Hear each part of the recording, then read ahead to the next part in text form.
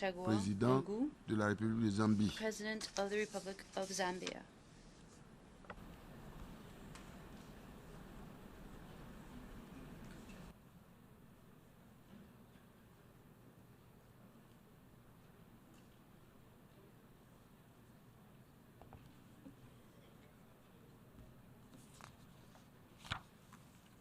Mr. President, Excellencies, Heads of State, Honorable Ministers, ladies and gentlemen. Mr. President, allow me to join other dignitaries in congratulating you for convening this landmark United Nations Summit on the adoption of the post-2015 development agenda. I wish, on behalf of the people of Zambia, to applaud the Secretary General of the United Nations for his unwavering commitment to nurturing consensus of member states on Sustainable Development Goals, SDGs. I'd also like to express gratitude to the co-facilitators for their distinguished leadership during the process. We further applaud member states and observers for the tireless efforts and constructive engagement that culminated in bringing this momentous task to fruition. Mr. President, this summit will go in the annals of history as the world is witnessing the end of the Millennium Development Goals whilst ushering in the Sustainable Development Goals and the post-2015 development agenda. Zambia wishes to reaffirm its commitment to embracing a common development agenda which will help enhance development partnerships among member states. Zambia acknowledges and appreciates the input from important developmental processes that have contributed to the success of this new development agenda, and notable among them being the third International Conference on Financing for Development and the High-Level Political Forum on Sustainable Development.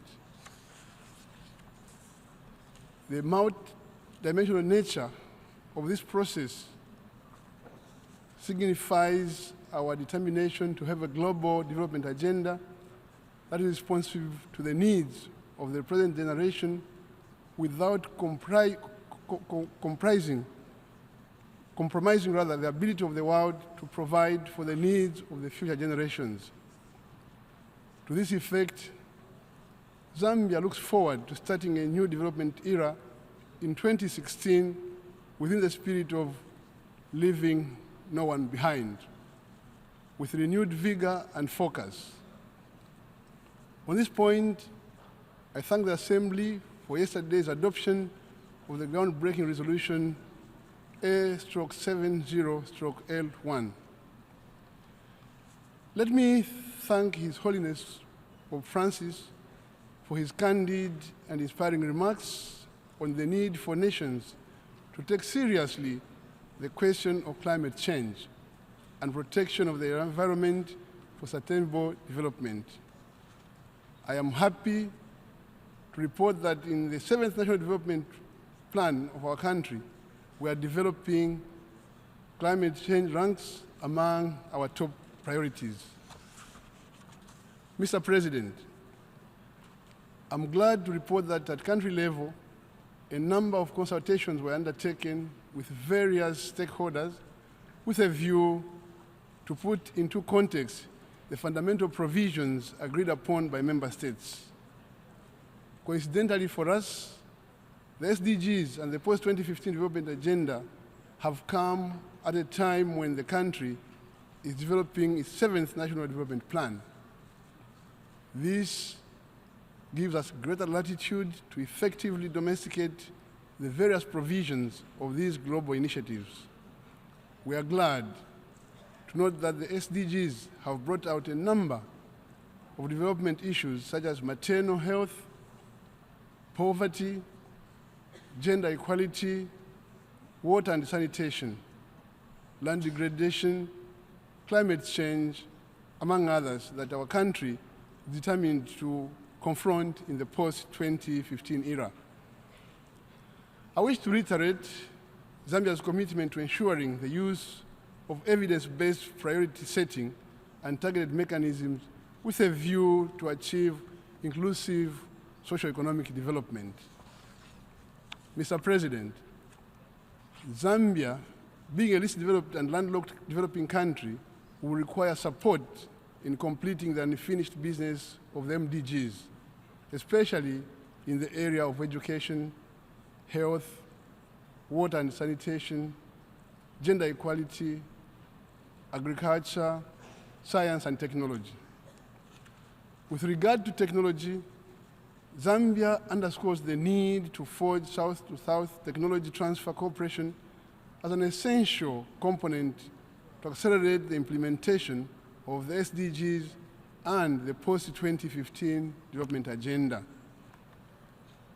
Mr. President, I wish to reiterate what I said at the high-level meeting on the follow-up to the second United Nations Conference on landlocked developing countries held in Zambia in June this year, that there will be need for the United Nations Office for South-to-South cooperation to fulfill its pledge and commitment to establish centers in these countries for purposes of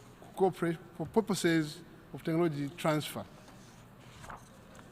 Being a pilot country, Zambia is ready to fully participate in this initiative, and we are also committed to institute strategies that will promote environmentally sustainable socio-economic development aimed at proactively addressing employment creation opportunities, particularly for the youth and women, in order to reduce poverty. Mr. President, my government recognizes the importance of mobilizing resources both domestically and internationally for development. For this reason, the official development assistance and the foreign direct investment continues to play an important role in fostering sustainable development. I therefore call upon the developed countries to fulfill their pledges. As the developed countries honor their pledges, it is critical that developing countries put in place comprehensive institutional frameworks that will identify, promote, and facilitate partnerships aimed at creating a platform for a shared vision that resonates well with the private sector to bring about a win-win situation between investors and the communities. Let me take this opportunity to stress that sustainable development presupposes the existence of peace. In this regard, Zambia has been actively engaged in peacekeeping missions, particularly in the Central African Republic and in Sudan. We are seeking the support of developed countries to help capacity building of our troops so that they are better equipped to carry out such noble assignments. In the same vein, Zambia sees counterterrorism initiatives as critically important in preserving peace and stability. In collaboration with regional and international partners, Zambia remains committed to ensuring that we curb this scourge. Mr. President, in conclusion, Zambia pledges to give primacy to SDG implementation as a means to stimulate its development trajectory that takes into account all three pillars of sustainable development. I also call upon the UN to initiate follow-up actions and review processes as to promote cross-pollination of ideas and exchange of best practices. This will help attain higher global outcomes on SDGs and the post-2015 development agenda. I am confident, Mr. President, that on behalf of the people of Zambia, this summit will provide us with an opportunity to emerge stronger and more focused to attaining the post-2015 development agenda. I thank you.